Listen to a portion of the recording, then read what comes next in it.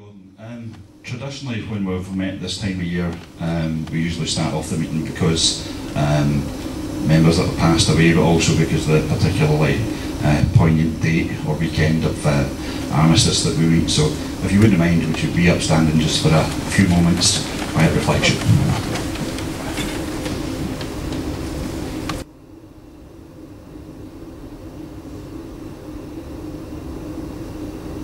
Thanks very much, thank you. I should say before we start that, in fact, as I said before we started, a minute's silence, if you can make sure that your phones are turned off and that cigarettes and pipes are extinguished. So they'll be in government, I'm not sure it would be tobacco or it would be in the pipes. Today we've got 3 speakers. Should note, if you feel the need, there's toilets at the back, and most of you should have an agenda, and we hope to take the speakers for roughly 20-25 minutes, and then there'll be a question and answer session. And during that question and answer session, when we've got the speakers here, just make use of them. Some of them might be giving you answers that you don't particularly appreciate, but that's not the reason they're here. The reason is just to challenge ideas and get us moving forward. The Fraser, because Dundee are playing at Morton today, he's going to have to leave us for about 2 o'clock. I'm not sure whether going from Dundee to Greenock's much of a promotion, but he's following in the footsteps of his team. So if you need to talk to Fraser, you'll need to get him during the tea break. We also have at the door some of the Rangers supporters Erskine Appeal charity badges, if you'd like to take care of that. And also there's some membership forms for the trust. So Fraser's the secretary of the Dundee Trust, and as you know, they've been through administration twice in the last couple of years. So I've asked him to come and speak and say, as a fan, what they went through, how the fans responded, the fact that the club's now in different hands. He'll explain that to you, and because of those experiences, then hopefully he can give us some insight into, as our chairman, Mr. White, has said, that there may be the need for Rangers to go into administration, particularly if the tax bill is too large. So Fraser's going to give us an insight into what fans can do in the event of a crisis. Fraser. Thanks, Mark. I'll probably be maybe 15-20 minutes just to give you a bit of an overview, and I think my value here more is in answering questions that you've got. Depending on how much you've followed the Dundee situation over the years, you may know a fair bit of what I'll tell you, but you know, I've been a lot of conferences with other clubs up and down the UK with Supporters Direct over the last sort of 8 or 9 years, and the fans have always got the same sort of problems, the same sort of issues with their club, regardless of whether they're a Premiership club, an SPL club, or down in the lower leagues or non-league. The fans are always looking to help each other out. So I was happy to accept Mark's invitation, just come and talk to you and give you any help that I can. Seems like Dundee are the experts in administration these days, and I certainly never thought I'd be standing here at Ibrox talking about administration. But then again, I never thought that I would be rattling a bucket at the top stairs of the dairy in Dens either. We actually had to go and buy new buckets last year because we couldn't find where our last set of buckets had been when we went back into admin. Well, we've learned a lot over the 2 periods, and I'll try and share a bit of that with you, and then answer your questions. And first of all, what is administration? It's basically a process to try and help insolvent companies trade their way out of trouble. And it's a safeguard against being wound up immediately. But it's not a cure-all, it's not a quick fix, far from it. You know, have to make that absolutely clear. A club enters administration basically because it can't pay its bills. And those bills could be tens of millions of pounds, or they could be tens of thousands of pounds.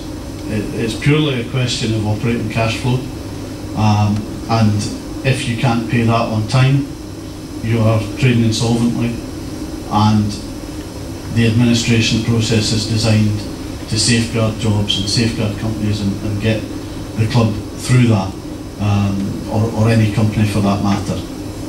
And I look around the First Division, And I wonder, if we have another harsh winter, what the impact of that could be, because clubs are trading sort of hand to mouth, and if the cash isn't there in the bank, then you've got bills to pay and you could be in trouble.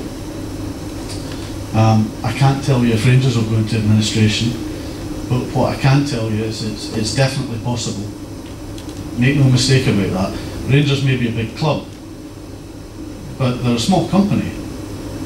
You just have to look at the sort of names on the high street, the Habitat, Threshers, Woolworths, those sort of companies that have folded, well-known high street names, and they've gone and disappeared because they took too much risk, they expanded too much, they didn't have the money to pay their bills.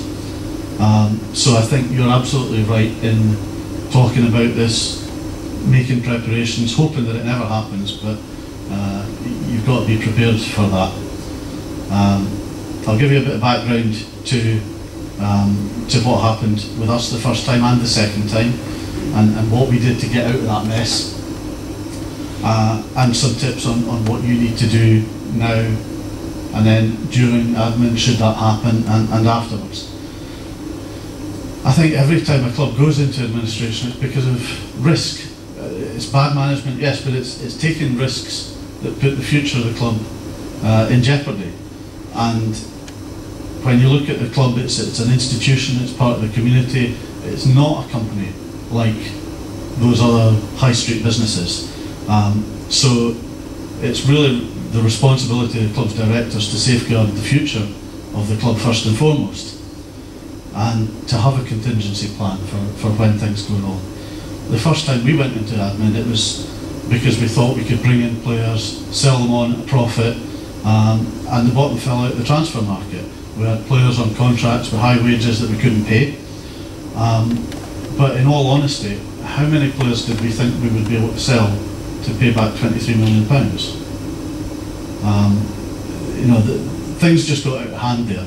And so, in a way, the first time there are parallels with what's happening at Rangers, because we had the Mars as the vast majority ownership of the shares, the same sort of situation that Rangers has.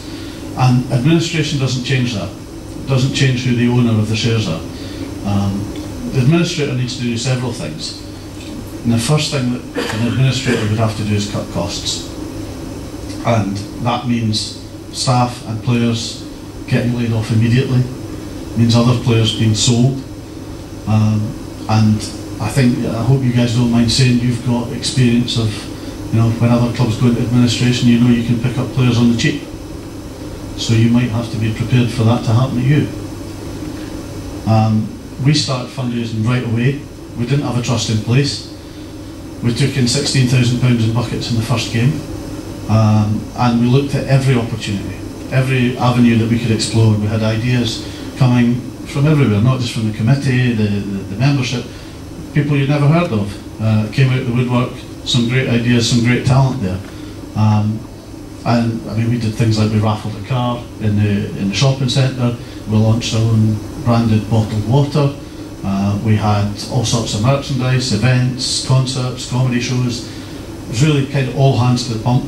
And I think that some of the guys, maybe they thought, we shouldn't have called it D for Life, we should have called it D for Divorce, because it is all consuming.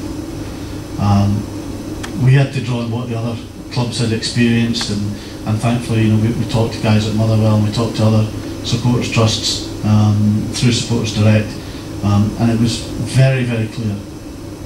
We don't just hand over cash, because it could end up in a black hole. The administrator has to do two things. He's got to not only satisfy the creditors with an offer of a settlement, but he's also got to demonstrate that there's a viable business going forward. And so our objective really was to use those funds not only to help with the cash flow on an ongoing basis, but also to put money in afterwards to help the business going forward. And all of that was for shares. We've heard that time and again from clubs up and down the country, and the experience is very clear. If you're raising money and you hand that over, you've no say in what's done with it, you've no influence. You can get promised one thing and then, you know, the ownership changes or the owner has a change of heart and you're back where you started again. So getting shares for your money is really vital. We still carry about £7 million of debt forward after the first period of administration, but we had 5% of the shares, we had a seat on the board, and then the Mars Holding Company itself went into administration and we had the opportunity to put money towards that arrangement and came out with 26% of the shares. But there's a lesson to be learned there. We had a fan on the board, we had a chairman who was put in place at the request of the bank, we had all the hurt of having gone through administration, and we still ran the club at a loss.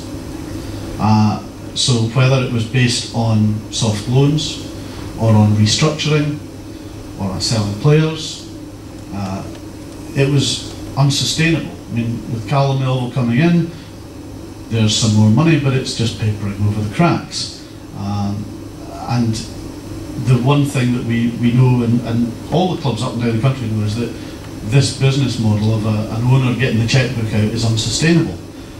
So I think, you know, we need to have a look at that as a model of ownership for clubs and figure out if it's right for us to say, we've got a new owner, he's got X millions of pounds, get the chequebook out. You know, we're quite happy with that, we're not going to ask questions, we believe everything's going okay. And if you do get in a position where you can have shares and you can have representation, don't ask for a fan on the board. Ask for 2 fans on the board. 2 reasons for that. One is there may be confidential information that simply can't be discussed outside the boardroom, so it gives your representative somebody else to talk to about it. You know, problem shared is problem halved. And the other thing is, you have somebody looking at what your representative is doing. You know, it can get to a stage, and I'm not referring to anybody specifically with this because it's an experience that many clubs up and down the country have had, that you have a director in the boardroom, he starts off as a fan and then he becomes a director, and you're not really sure, is he your representative in their boardroom or their representative in yours. So I think that's a lesson that you can certainly learn there. The second time that we went into administration, it's basically a situation that all the clubs in the first division are running at a loss. There's this one spot to get up to the SPL and everybody's trying to get there. And I think with Callum Melville, our board thought they'd found a solution to that. But external investment is only okay if it's up front. And that wasn't the situation with us, and I don't think that's the situation that the vast majority of clubs that depend on a benefactor. If you're signing a player because your benefactor is funding that, then get that money up front. Make sure it's not just the money for the transfer fee, the signing on fee, the agent's fee, the relocation, the wages, the appearance fee, the goal bonuses, not just this month's wages, next month's wages, but whatever the length of that contract is.